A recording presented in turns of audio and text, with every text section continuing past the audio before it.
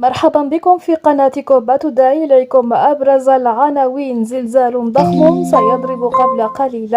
قبل ما نبداو في التفاصيل ما تنساوش جيم الفيديو وتشتركوا في القناة باش يوصلكم دائما كل جديد.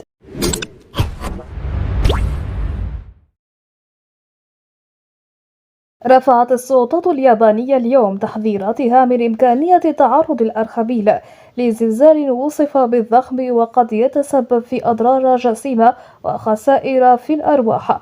وقال وزير إدارة الكوارث الطبيعية في الحكومة اليابانية خلال مؤتمر صحفي نظرا لعدم رصد أي خلل في النشاط الزلزالي أو تشوه في القشرة الأرضية تم رفع التحذير، مضيفا لكن هذا لا يعني أن خطر وقوع زلزال كبير قد زال.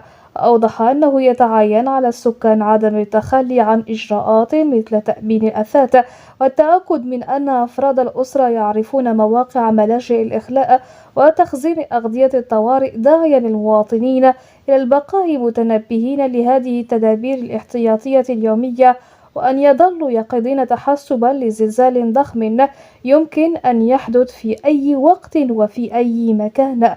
وكانت هيئة الأرصاد الجوية اليابانية قد أكدت أن احتمال وقوع زلزال قوي أعلى من المعتاد بعد الزلزال الذي تعرضت له البلاد البالغ عدد سكانها 125 مليون نسمة قبل أيام بقوة 7.1 درجة، وتسبب في مقتل 15 شخصا.